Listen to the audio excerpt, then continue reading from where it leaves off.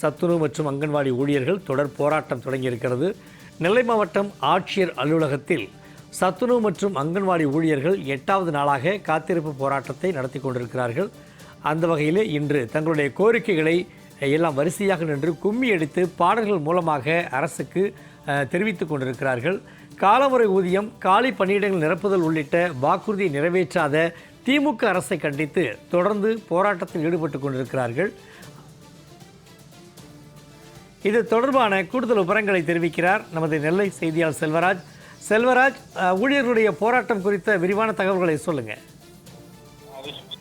காலமுறை ஊதியம் உடனடியாக வழங்கப்பட வேண்டும். அதே போல தமிழகத்தில் உள்ள சுமார் 60,000க்கும் மேற்பட்ட காலி பணியிடங்களை உடனடியாக நிரப்ப வேண்டும் என்பதை வலியுறுத்தி கடந்த 3ஆம் தேதி முதல் அங்கன்வாடி மற்றும் சத்துணவு அமைப்பாளர்கள் தங்கள் போராட்டத்தில் ஈடுபட்டு கொண்டு வருகிறார்கள். 8வது நாளாக தமிழகம் முழுவதும் பல்வேறு பகுதியில் அந்தந்த மாவட்ட ஆட்சித்தலைவர் அலுவலகத்தில் தங்களுடைய காத்திருப்பு போராட்டத்தில் ஈடுபட்டு கொண்டு வருகிறார்கள். இந்த நிலையில் நெல்லை மாவட்டம் பாளையங்கோட்டை கொக்கரகோளத்தில் உள்ள மாவட்ட ஆட்சித்தலைவர் அலுவலகத்தில் அவர்கள் 8வது நாளாக தங்கள் காத்திருப்பு போராட்டத்தில் ஈடுபட்டு கொண்டு வருகிறார்கள்.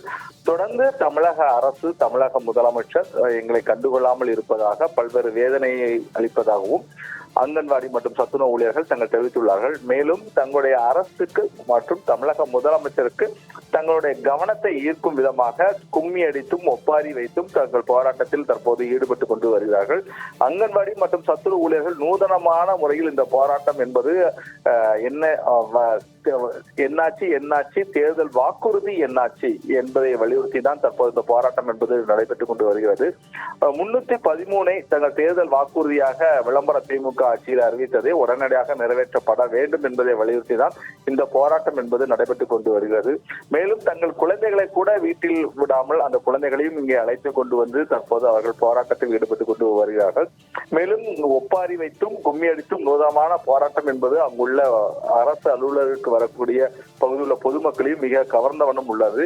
குறிப்பாக தங்களுடைய கோரிக்கை நிறைவேறும் வரை இதே இடத்தில் தங்கள் காத்திருப்பு போராட்டத்தில் ஈடுபட்டு வருவோம் எனவும் அவர்கள் தெரிவித்துள்ளார்கள். சமூகவே